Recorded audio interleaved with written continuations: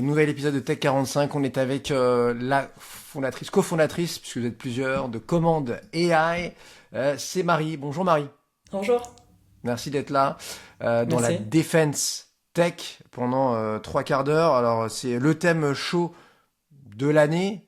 Bon, toi, en fait, ça fait des années que tu es là-dedans, et puis mine de rien, vu qu'avec quand même la guerre en Ukraine, etc., ça fait quelques temps que ça dure. Pour toi, encore une fois, il y a pas grand-chose de neuf, mais c'est vrai que même la French Tech commence à s'y atteler grandement. On commence à avoir quelques noms, quelques belles levées aussi dans ton secteur depuis quelques mois. On va voir cela ensemble. Toi, tu es entre deux avions, donc merci de nous accorder cet entretien. Tu vas régulièrement sur le terrain pour comprendre les besoins, affiner aussi, j'imagine, votre logiciel, puisqu'il s'agit alors un SAS, je sais pas si t'appelles ça un SAS, mais c'est un logiciel de commandement militaire augmenté par l'intelligence artificielle.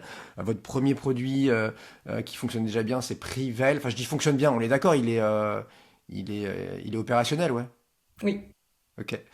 Donc tu planifies des opérations bien plus rapidement. L'idée c'est évidemment pas de remplacer les militaires sur le terrain, mais je sais pas si le terme est bon, mais de les augmenter, de les rendre plus efficients et l'opération en elle-même, voilà, beaucoup plus efficace.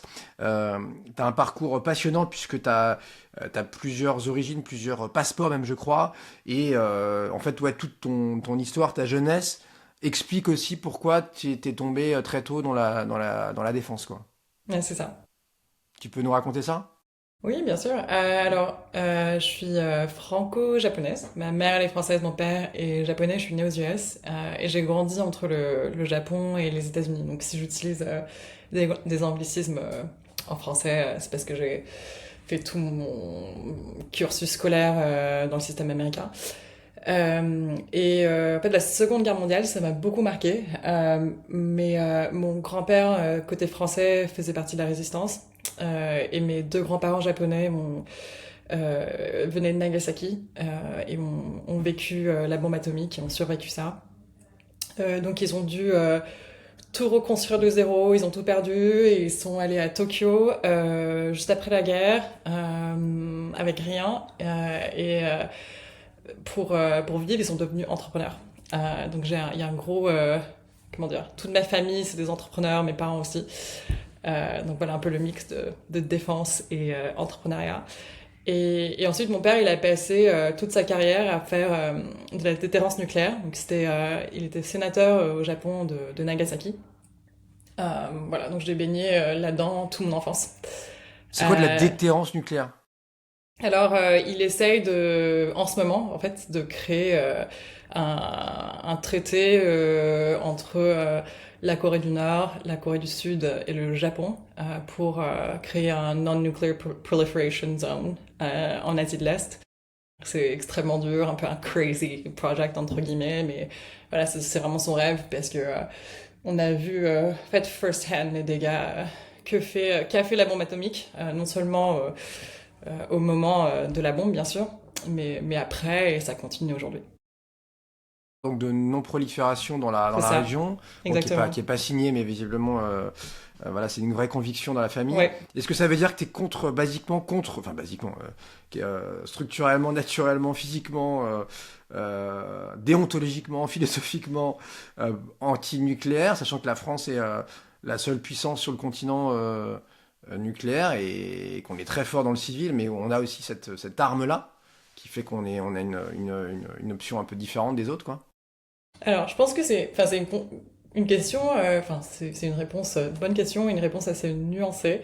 Je suis pas contre le nucléaire, je suis contre l'utilisation des armes nucléaires contre n'importe quelle population. Et les, euh, les justifications qui ont été données pendant la Seconde Guerre mondiale, c'est on le fait pour finir la guerre et ça a épargné la vie de plein d'Américains. L'impact sur les Japonais, et pas seulement les Japonais d'ailleurs, était atroce. Et, euh, et je pense qu'on comprend que ça quand on y va, quand on va il y a deux mémorials à Hiroshima et Nagasaki que je recommande à tout le monde. Euh, donc voilà, et c'est aussi pour ça que j'ai choisi justement de faire ma carrière dans la defense tech en Europe, parce que j'ai des sentiments un peu compliqués envers... Ok. Le tsunami il y a 15 ans au Japon, on s'était Oui, beaucoup inquiété, rappelle-toi, des centrales, oui. Fukushima, etc. C'est un traumatisme, mais je crois qu'en vrai, ça n'a pas fait tant de victimes que ça, Hmm. de mémoire. Le tsunami? Oui. Si, si, ça Pas le fait... tsunami, mais Oui, l'accident nucléaire, je veux dire, enfin, oui. le fait que les sites nucléaires et les centrales qui étaient visiblement pas très bien entretenues et protégées aient pas résisté. Enfin, je pense que c'est... comment dire? En tant que japonais, il y a toute une question de sécurité d'énergie qu'on voit aujourd'hui avec la guerre en Iran. Enfin, le Japon est extrêmement impacté par enfin, le fait que le pétrole coûte beaucoup plus cher parce qu'ils importent tout. Et donc, pour moi, je pense que l'énergie nucléaire, en fait, est une très bonne chose. Contribue à un peu la souveraineté d'énergie au Japon, mais il y a aussi beaucoup d'inquiétudes que tu as tout le temps en disant bah, est-ce que mon eau potable en fait est safe ou pas. Et donc tu réfléchis tout le temps à ça quand tu es à Tokyo par exemple. Ok, ouais, ça rend parano. On peut le Ouais. comprendre. Ouais. Bon, toi, comment super intéressant et cheminement, bah, somme toute logique. Avant de préparer cette émission, tu m'as dit, ouais, j'ai un parcours classique. Il est classique pour toi, mais il n'y a pas deux invités de Tech 45 qui sont identiques. Donc voilà, qu'est-ce qui t'a amené, toi, à rejoindre l'équipe de Command AI, puisque vous êtes trois maintenant, mais je crois que t'es deux cofondateurs étaient déjà là avant. C'est ça. Alors, je pense que mon parcours Big Tech classique, entre guillemets, était une réponse à ma famille entrepreneur. Donc, je voulais tester quelque chose d'un peu différent. Après, donc j'ai fait une école qui s'appelle Georgetown aux US et une école qui s'appelle School of Foreign Service qui en fait est une toute petite école et les gens qui en sortent c'est des diplomates, des politiques, etc. Mais je voulais connaître un peu la culture de ma mère, donc j'ai décidé de faire un master en France et j'ai adoré la France, donc je suis restée. Euh, Donc t'as fait HEC? j'ai fait HEC, enfin un Mm. master à HEC. Ok. Voilà, c'est plus classique sur Tech 45 là. C'est ça. Et, euh, et en fait, on m'a dit que, comme aux US, on n'a pas trop de like, long internships, de longs stages, on m'a dit que je pouvais pas travailler en France si j'avais pas de longs stages. Donc j'ai travaillé chez Pernod Ricard en stage, c'était génial. Euh, mais Les stages en comme... France ont pris une dimension incroyable. Enfin, sur Ouais. la Gen Z, là, parfois tu les vois en stage pendant 1 an, 2 ans, 3 ans. Ils enchaînent. C'est incroyable. Et en fait, on faisait, mon équipe, on faisait du produit. Donc on a créé un produit de pricing qu'on a déployé dans plein de pays. Euh, donc vraiment super, mais j'étais assez influencée par mes camarades d'HEC qui faisaient du conseil. Donc j'ai commencé ma vraie carrière dans le conseil en stratégie chez A.T. Kearney. Super expérience. Euh, et après 2 ans, Palantir, ils faisaient un gros recruitment surge en France. Et ils m'ont contacté, j'ai décidé de rejoindre Palantir. Parce que c'était une boîte justement qui était connue pour faire de la défense. Et je voulais vraiment travailler là-dedans. Et Par très contre, tôt, hein, 2017, hein, c'est c'est ça? ça. Ouais, j'ai rejoint Ouais. Palantir en 2017. Ok. Franchement, super expérience.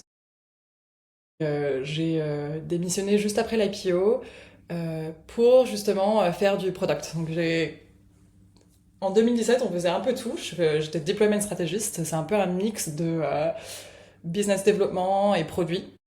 J'ai réalisé que ce que j'aime, c'est de construire un produit avec des utilisateurs et vraiment comprendre leurs besoins et créer quelque chose, de la technologie qui répond à leurs besoins. Donc je suis partie à SF parce que le vrai craft entre guillemets de product management, ça se faisait à San Francisco, toujours Deux maintenant. questions. Donc, tu faisais quoi à San Francisco précisément? Et juste revenir avant. Quand Ouais, tu dis après l'introduction en bourse, je suis parti de Palantir, ouais. qui a d'ailleurs eu un parcours incroyable depuis, avec une valorisation, Hmm. je sais pas, 200 fois les bénéfices. Ouais. Elle est 15 fois plus chère que le reste du marché, on va dire. Ça veut dire que bah, beaucoup de gens y croient et sont très optimistes là-dessus. D'ailleurs, c'est vrai que la France a essayé on l'a déjà expliqué sur ce podcast, mais a essayé de faire appel à des solutions françaises ou au moins européennes. On n'a pas réussi, du coup, on a re-signé avec eux, je pense notamment au service secret. Oui, c'est ça. Donc toi, ça veut dire quoi? Parce que tu as empoché un peu d'argent, tu avais des stocks gratuits et ça t'a permis de faire quelque chose, l'IPO, ou non, c'est un pur hasard, pure coïncidence? Alors, c'est marrant parce qu'en 2017, notre job en tant que deployment strategist, c'était un peu tout.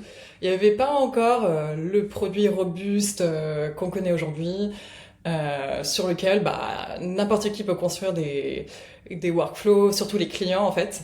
Donc c'était un peu, comment dire, je disais un mix entre business development, donc vraiment genre conseil en stratégie et product management. Et tu pouvais vraiment construire avec des utilisateurs. Maintenant, en fait, c'est une product company, Palantir, donc ils ont des équipes produits, et les deployment strategists, le job, c'est un peu plus conseil. Enfin, je pense que c'est 100% consultant. Je sais pas, hein, mais en tout cas, moi, quand je suis partie, mon job avait changé. Et donc, ce que je voulais faire, c'était vraiment du product management. Ok, Travailler avec des designers et des ingénieurs pour concevoir un produit. Donc, c'est pour ça que je suis donc partie. là, tu pars Ouais. à SF, tu dis, tu Ouais. quittes Paris pour SF et tu feras quoi donc à San Francisco? Alors j'ai j'étais un PM normal, enfin Product manager? Ouais. product manager. J'ai commencé assez junior, il fallait que j'apprenne tout from scratch. San Francisco c'est très différent, donc Palantir je pense que ils recrutent des profils un peu généralistes qui savent un peu tout faire. Tu fais tout, tu owns un déploiement de bout en bout. Mais le product à SF, c'est vraiment un métier. Donc j'ai appris le métier from scratch à Asana. Ah, celle-là, donc c'est du Ouais, logiciel, ouais, c'est ça. d'entreprise. Ouais. C'est ça, c'est du work management. Un peu je sais pas si tu l'as déjà utilisé, mais c'est une plateforme où tu mets tes tâches, tu peux collaborer sur tes tâches, des projets, des objectifs. C'était fondé par Dustin Moskovitz, qui était un des cofondateurs de Facebook. 3 ans assez riche côté product Asana. Et ensuite, ma boss d'Asana m'a emmené avec elle à OpenAI. Ah ouais, donc 2023, Ouais. incroyable. Là, c'est Ouais. le début. Alors, OpenAI, il y a une dizaine d'années, mais en 2023, Ouais. ça devient la boîte la plus chaude. Bon, depuis, c'est Anthropic qui lui a quasiment volé la vedette. OpenAI, ouais, toi, t'as été au cœur du truc, là. Alors, tu restes pas longtemps, tu restes 1 an. Raconte-nous un peu. T'étais la première employée de l'équipe grosse, hein, c'est ça? Ouais, sous une femme incroyable. Enfin, elle était à Sana avec moi, Alison Harmon. J'ai peut-être connu des femmes extraordinaires à SF et j'aimerais bien qu'on ait un peu plus ça en Europe. Donc j'espère aussi aimer ça. Oui, alors j'ai eu mon deuxième enfant à OpenAI. J'étais en congé maternité et que MNDI m'a contacté. J'ai adoré les Palantiriens chez Commandeai. Ils m'ont donné l'opportunité de l'idée le produit. Vu le contexte en Europe, je me suis dit waouh, franchement extraordinaire comme opportunité. Je peux pas manquer Ah, c'est ça. ça, en fait. T'as été Ouais, débauché par des anciens collègues à toi de ouais, Palantir. Donc, ta boîte avant, puisque ouais, t'as fait Asana et OpenAI depuis. ouais. Et donc, tu les retrouves 4 ans après et ils te disent, bah tiens, tu vas être notre Chief Product Officer. Eight founder au passage, parce que la boîte est toute jeune, on vient de la créer. Rejoins-nous, quoi. Alors même pas. Non? Non, même pas. En fait, on est à Palantir. Un des trucs que j'ai adoré, c'est qu'on croyait même pas, on croit pas en titre. C'est un truc un peu bizarre de l'entreprise que les gens comprennent pas trop. C'est juste, je sais pas, je, je leur ai parlé, je me suis dit, waouh, j'ai trop envie de build avec eux. C'est une petite équipe, être dans la leadership team dans une petite startup, ça veut rien dire, mais vraiment, je croyais dans leur capacité à avoir un vrai impact pour l'Europe. J'avais jamais vu ça avant. Donc je me suis dit, bon, j'ai envie de faire du produit avec eux et je vais tester l'aventure. Génial. Mm. En toute simplicité. Bon, du coup, on a compris à la fois voilà, pourquoi tu es là, le déclencheur. Ouais. Votre produit, là, rentrons dans le vif du sujet. Prevail, ou Ouais. Prevail voilà, en français. Concrètement, chez un militaire, un officier, ça sert à quoi? Comment ça les aide sur le terrain, là? Ouais. On fait donc Prevail, une plateforme de C2. Donc C2, c'est Command and Control. Et t'as plein de différents C2. Donc par exemple, Airbus, ils ont un C2 qui s'appelle TC2, Citaware. Citaware, c'est un gros C2 qui est utilisé par plein de pays de l'OTAN. Airbus, tu les cites à dessein parce que je crois que tu bossais avec ou pour eux quand tu étais chez Palantir. Hein. Oui, exactement. Ok. Donc voilà, mais ce que c'est une plateforme qui aide à planifier des opérations militaires, à les conduire et ensuite faire ce qu'on appelle le rétex, mais vraiment apprendre de chaque opération pour ensuite améliorer la façon dont on conduit les opérations futures. Retour d'expérience. Qu'est-ce qu'on a fait? Qu'est-ce qu'on a bien fait, mal fait? Comment on peut refaire si c'est un succès? Ou faire différemment si on s'est foiré? Si on Exactement. était trop lent, trop ceci. Ouais. Exactement. Et en fait, ce qui est assez frustrant, c'est que la défense, ça fonctionne en gros ce qu'on appelle programme of record. Donc c'est des énormes contrats. Tous les specs sont un peu écrits avant, mais c'est pas fait avec l'utilisateur, donc le militaire en tête. Et donc ce qu'ils font aujourd'hui, par exemple pour planifier une opération, c'est qu'ils passent plus de temps à mettre des données d'un outil à un autre que de vraiment faire leur travail, de réfléchir. Et donc notre hypothèse d'entreprise, c'était on est user obsessed. Et c'est ce que j'ai appris à OpenAI d'ailleurs, incroyable culture qui vient de Stripe, notamment de Greg Brockman. Ils sont vraiment genre user obsessed et macro optimistes. Donc nous, même si c'est la défense, tout le procurement était difficile, on est vraiment optimiste sur le fait qu'on peut construire un produit avec et pour les utilisateurs depuis l'Europe. Donc cette obsession de l'utilisateur, Ouais. elle vous amène donc à créer cette plateforme. Oui. Qui sont vos premiers c'est même pas des clients au début, je sais pas, c'est des tests, j'imagine, non? Oui, c'est ça. On va pas vous faire confiance comme ça. On Ah vous non, connaît pas du tout. vous êtes tout nouveau. Oui. Alors, la façon dont on construit la plateforme, on l'a fait je dirais de deux manières. Donc, premièrement, c'est en France et en Allemagne, on a fait pas mal de tests dans des exercices militaires. Un exercice militaire, c'est un peu un scénario de vraie opération. Et on a testé notre produit avec des utilisateurs pour voir comment ça marchait versus leur processus existant.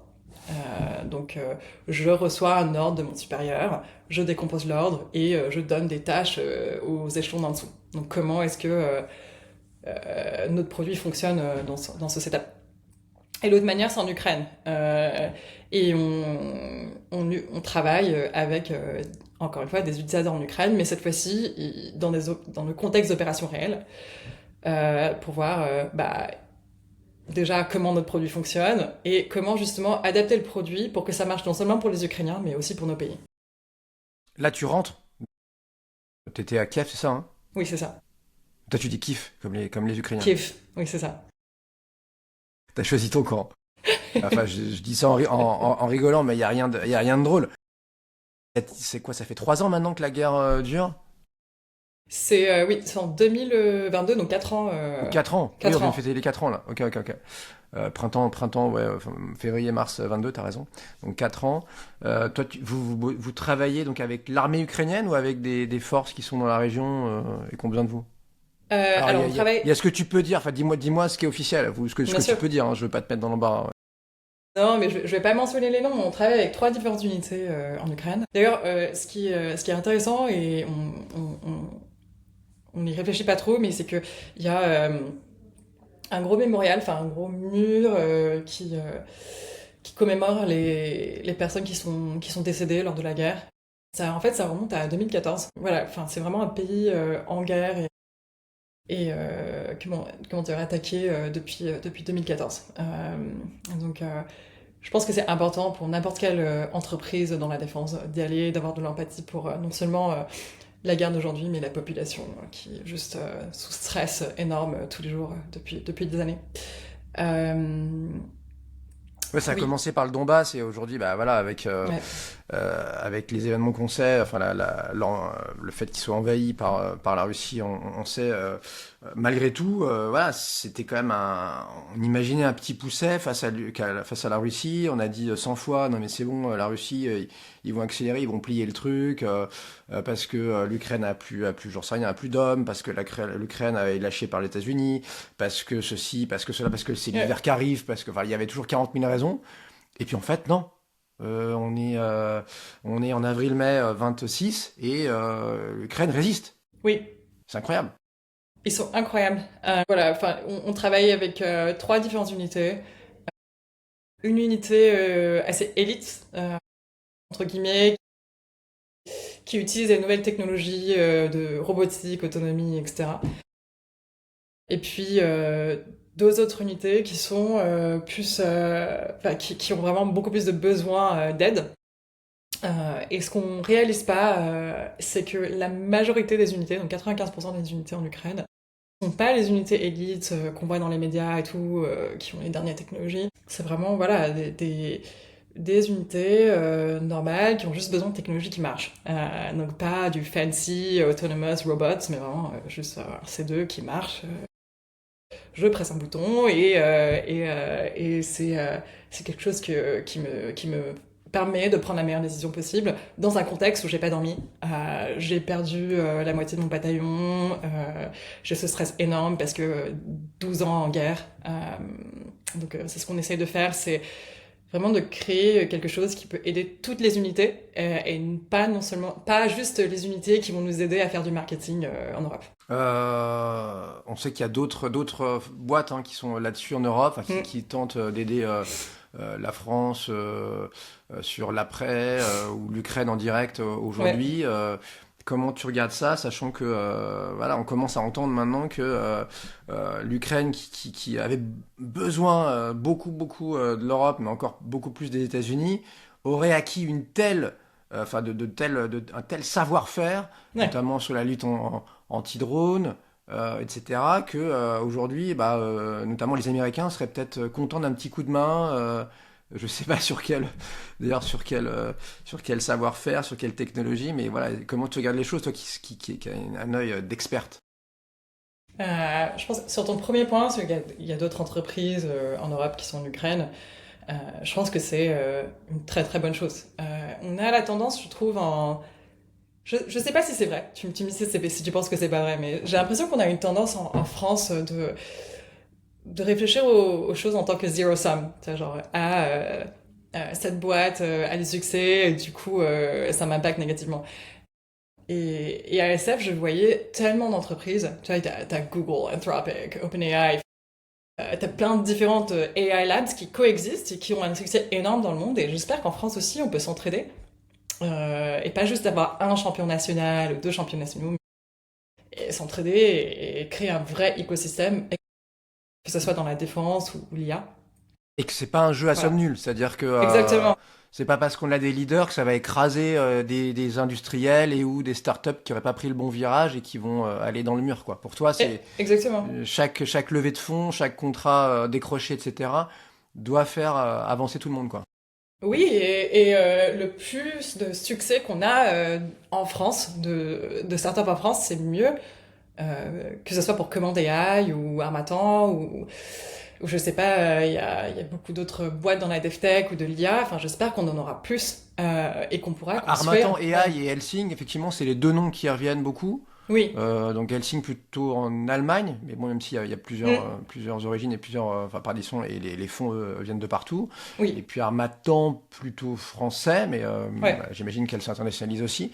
Comment tu regardes ça là? C'est pour ceux qui connaissent rien, et pour moi d'ailleurs, à commencer par moi, comment tu définirais ces 2 boîtes? Elles interviennent sur quel terrain de jeu là? Oui. Alors.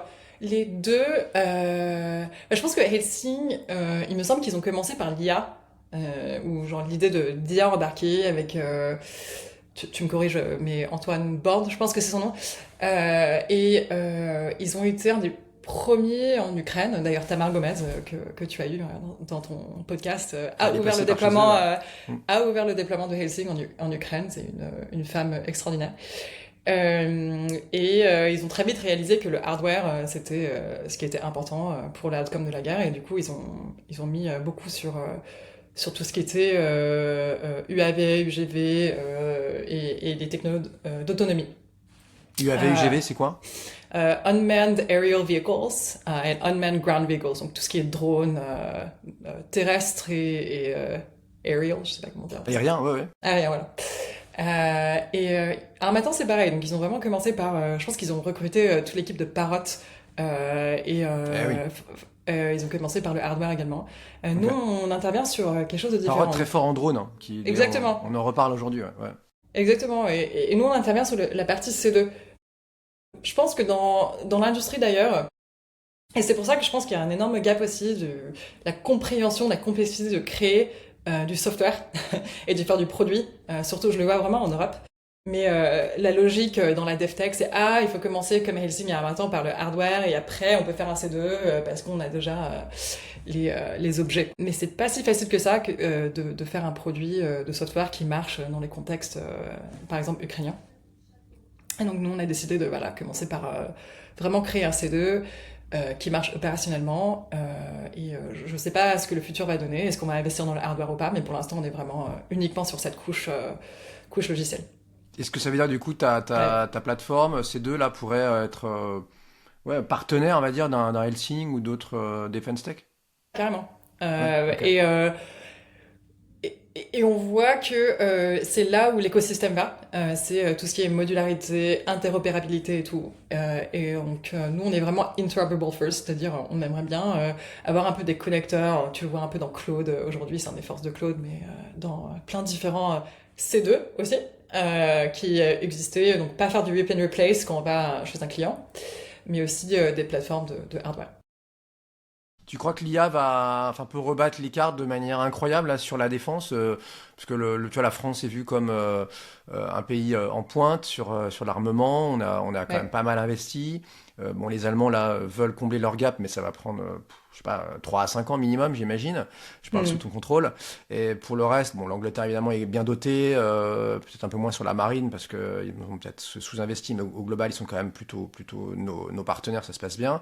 Et après, il y a plus grand-chose. Alors il y a des équipements qui ont été achetés, j'en sais rien, par les Polonais, mais aux États-Unis, où il y a les Suédois qui sont bons aussi peut-être Hmm. dans les chasseurs ici ou là. Mais je veux dire, grosso modo, on a l'impression que la France, c'est un peu, et la France et l'Angleterre, l'arbre qui cache la forêt.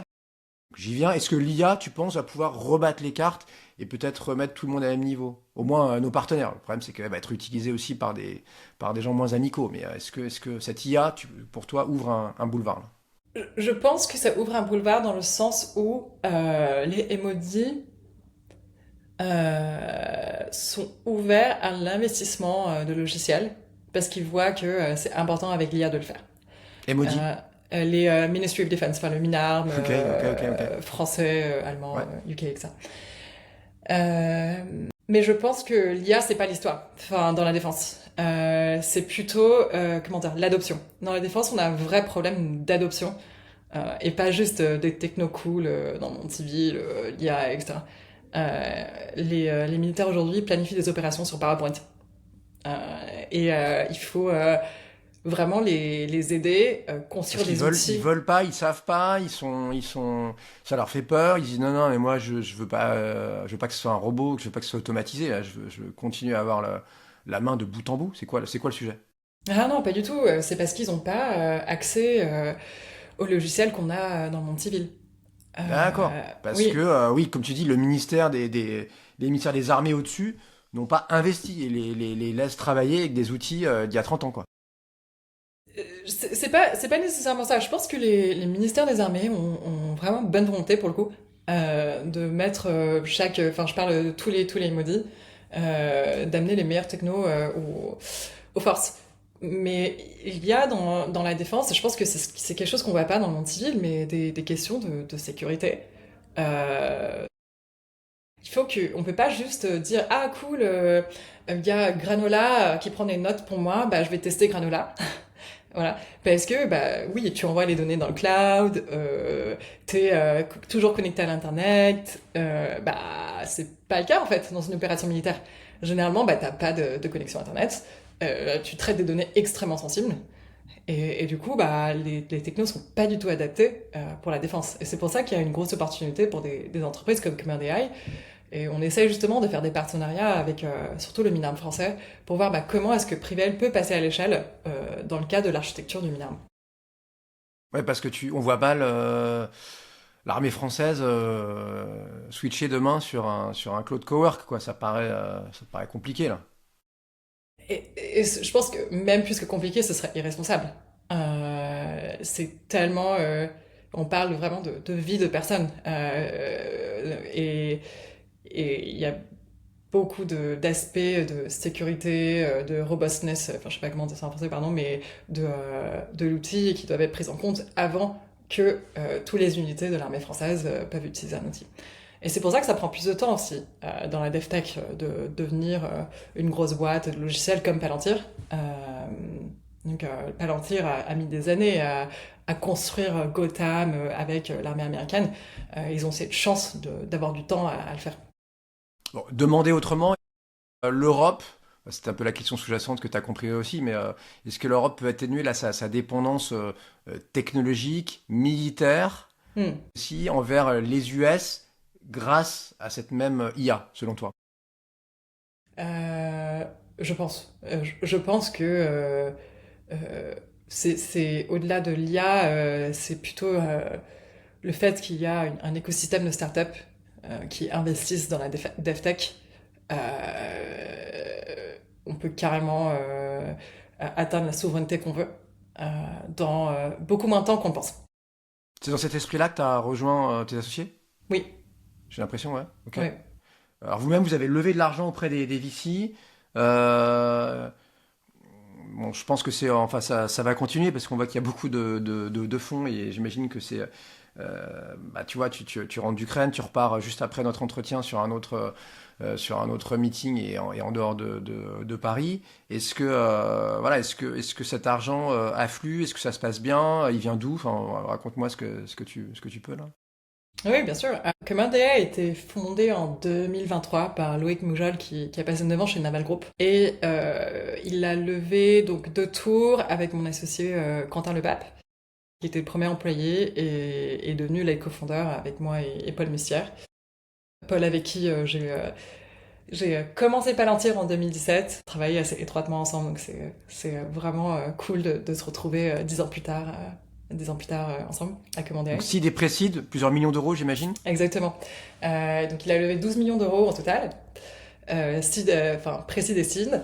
Et là, on est en train de finir, de clôturer la série A, donc on aura une annonce bientôt. Oui, tu as raison, dans Ouais, l'ordre. Pré-seed, seed ouais et c'est ça. série A qui arrive donc bah voilà, pour mi-2026 ou ou pour le printemps. Hyper intéressant parce que je crois que jusque-là, en tout cas, on verra la suite, mais vous avez levé auprès de VC euh, qui n'étaient pas spécialisés dans votre secteur, plutôt des généralistes en fait. Oui.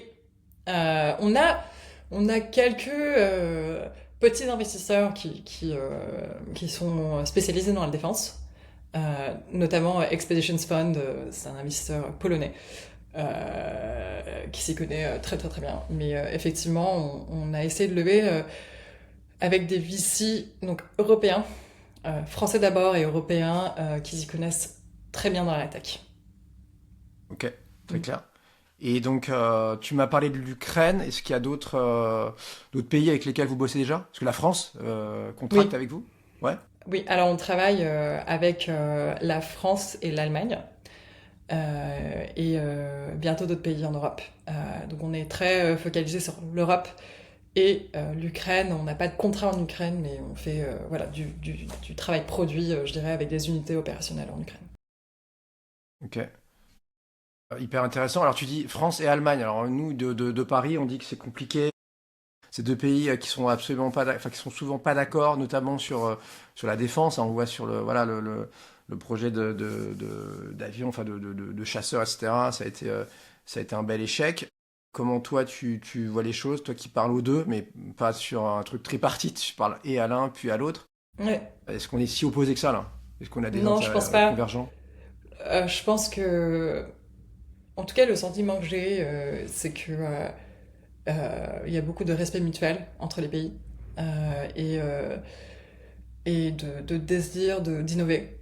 Donc que ça soit en France ou en Allemagne, on a été assez transparent sur le fait qu'on travaillait avec les deux pays et ça n'a pas posé problème. Moi, j'ai l'impression que du coup, tu me dis, ouais, nous, on travaille pas pour eux, mais on travaille avec eux, comme si c'était un peu si tu me permets l'expression, votre laboratoire, quoi, produit. Est-ce que tu penses que, enfin, on a l'impression que c'est un peu la guerre, en tout cas au début, on avait l'impression que c'était la guerre un peu d'avant, tu vois, avec des tranchées, Mhm. des chars, etc. Pas si technologique que ça. Bon, j'imagine qu'il y a une bonne part finalement de tech, hein. On sait que notamment les US ont beaucoup joué, peut-être l'Israël aussi, pour les aider sur le renseignement.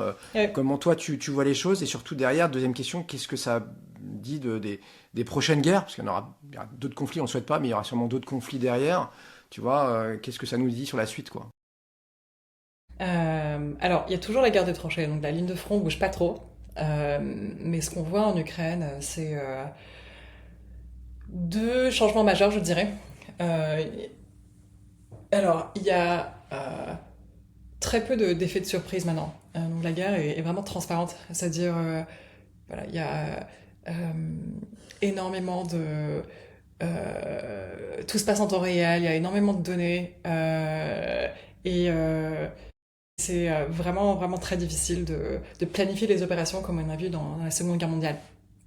Euh, donc voilà, les deux changements, c'est un, données massives. Donc le problème de Palantir, c'est l'intégration de données qui viennent un peu dans tous les sens. Et le 2, c'est donc l'autonomie, enfin pardon, les drones, enfin les UAV et les UGV. Euh, et euh, nous, voilà, dans nos pays, on n'a pas encore fait face à ce genre de conflit, dans des vraies opérations. Donc on a besoin de s'adapter, et c'est pour ça qu'on va en Ukraine, notamment un, pour apprendre, et deux, pour aider.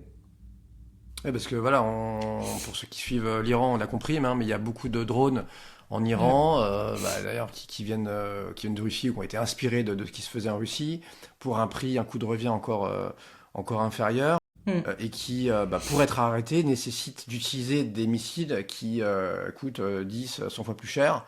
Donc exactement. forcément, on comprend la logique d'efficacité ou voire Ouais. de harcèlement en disant bah tiens je vais faire drastiquement baisser ton stock et ça va te coûter une blinde quand moi je vais pouvoir me réarmer pour pas grand chose et continuer à faire le sale boulot quoi. Mm. Donc ça oui ça c'est sûr donc toi tu dis qu'en gros ouais, en Europe on n'est pas vraiment prêt à ça quoi, on n'a jamais vécu ce type de guerre quoi pour l'instant. On n'a jamais vécu ce type de guerre, et il y a une grosse volonté de, euh, d'apprendre, et de, euh, d'apprendre de ce type de guerre et de se mettre au niveau. Mm. T'as écouté Tamar qui est passé donc de Ouais. Ankar, alors qui est dans un autre univers, hein, c'est ex-Palantir, mais elle est aujourd'hui dans les brevets, donc c'est beaucoup plus calme et feutré que ce que tu vis. Donc t'as peut-être écouté, enfin je crois que t'as écouté son épisode, donc tu sais qu'à la fin je vous demande voilà un peu de revenir sur les dernières années, nous donner un Ouais. petit peu le bilan de tout ça, côté cool et côté moins cool, parce qu'on est là aussi pour apprendre hein, tous ensemble, et tous ceux qui nous écoutent, hein, qui sont entrepreneurs, repeat founders, wannabe, créateurs d'entreprise aussi, hein, qui démarrent. Donc pour partager cette expérience, parce que je suis comme toi, je pense qu'on avance tous dans le même sens, donc il faut en faire profiter. Mais peut-être une ou deux dernières questions justement sur l'Ukraine. Je disais, tu en rentres là ces dernières heures. Ouais. T'es allé un nombre incalculable de fois déjà, hein, tu comptes plus, je crois. Sans trahir l'opérationnel, qu'est-ce que tu ramènes dans ta tête là quand tu reviens à Paris, où on est voilà, les petits oiseaux chantent, les cerisiers sont en fleurs. Comment comment tu vis ça là? Est-ce que toi-même t'es un peu schizo là? Alors, c'était ma première fois en Ukraine, cette dernière fois. Ah, autant pour moi. J'ai deux enfants, j'ai deux enfants en bas âge, et c'était plutôt mon équipe qui allait en Ukraine avant, donc gros shout out à mon équipe. Euh, et en fait, enfin, je pense que tu posais une question de quels étaient les meilleurs moments dans ta boîte. Allez, on y va, Enfin, ça on vas-y. avance, ouais. Mais c'était vraiment cette dernière semaine. Donc je pense qu'il y a une différence entre faire du produit depuis Paris ou en exercice militaire, et faire du produit avec des utilisateurs qui en ont vraiment besoin, mais genre aujourd'hui. Euh, et, euh, et quand j'étais là avec avec des personnes voilà, qui ont juste vécu la guerre et avec qui je sais pas comment dire, mais builder on the spot pendant une semaine. Je me suis dit, ah, c'est vraiment pour ça que je fais ça, quoi. Construit sur place, en c'était mesurant incroyable. directement Ouais, ton impact. Tu vas leur ouais, faciliter la vie, voire sauver des vies. oui, j'espère. Et donc, on a une grosse roadmap avec ces 3 unités d'ici fin juin. Donc, j'espère que je pourrai te partager plus là, mais Avec voilà, plaisir. c'était le moment le plus motivant, je pense, Donc là, c'est bien, parce que des sur dernières mes années. questions d'épisode, tu me fais la une et la deux, là. Tu fais meilleur souvenir et le truc dont tu es le plus fier. Donc on gagne du temps. On va pouvoir passer plus de temps sur le reste. Désolé, c'est moins agréable, mais du coup, le pire souvenir, là, en 2-3 ans, chez Commandery, ce serait quoi, là? C'était aussi la semaine dernière. Euh, donc, je te disais que c'était ma première fois en Ukraine, mais j'avais déjà parlé en remote, entre guillemets, à ces personnes. Il y a notamment une personne qui a une officier de planification dans son unité, il était vraiment trop excité de travailler avec nous et vraiment nous donner beaucoup de feedback et tout. Et on a eu un déjeuner et il est venu et en janvier il a perdu son bras et la moitié de son crâne, vraiment il venait d'avoir la chirurgie il y a 2 semaines je pense. Et il avait plus de mémoire des derniers 18 mois. Euh, et ce soir-là, j'avais trop du mal à dormir. Je me disais, waouh, c'est pour ça que c'est important aussi d'y aller. Parce que on oublie très très vite quand on est dans des pays comme le nôtre de l'importance de ce qu'on fait.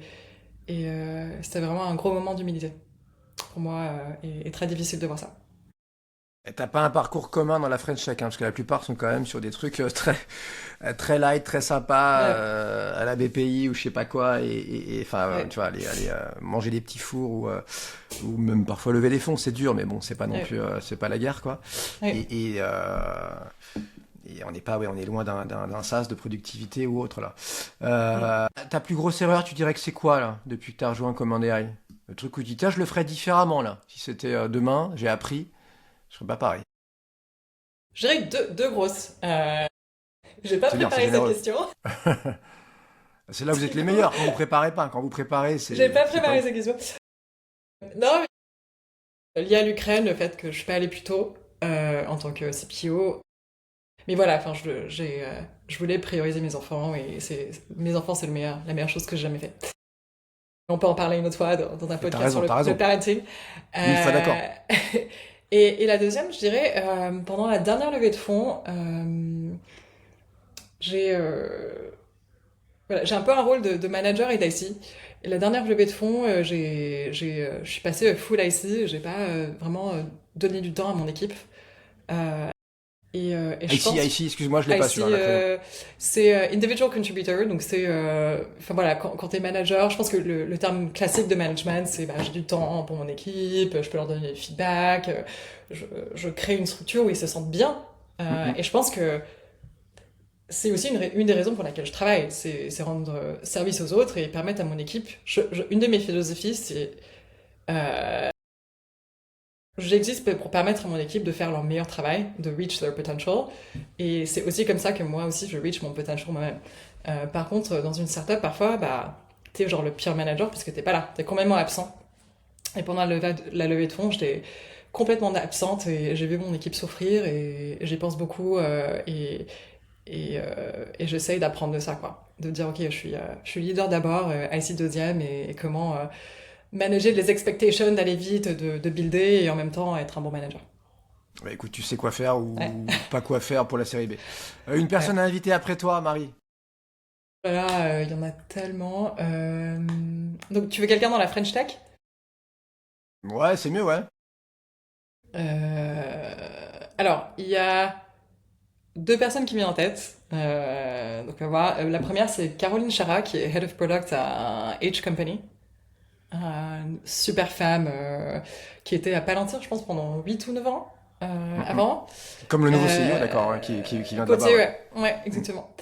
Donc top. Et une femme qui s'appelle Sarah Conlon, qui est Head of Financial Engineering à OpenAI.